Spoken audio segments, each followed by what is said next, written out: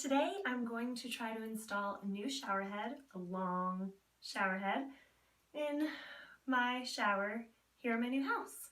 I think it should be pretty easy. Actually, I think all you have to do is really just unscrew one and screw the other one in, but I might be wrong about that, so let's see how to change your shower head. First, I'm unscrewing the one that was already in place. That seemed easy enough, right? And now,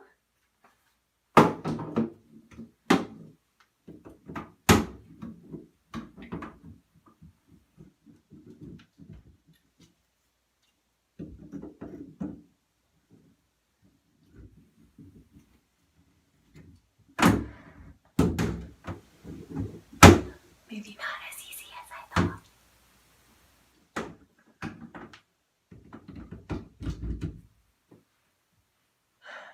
Let's try it.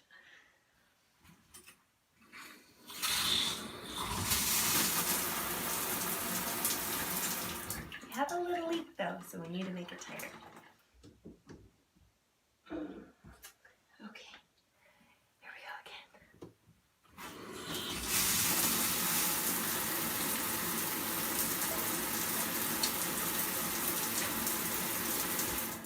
And that's how you install a shower head on your own, ladies.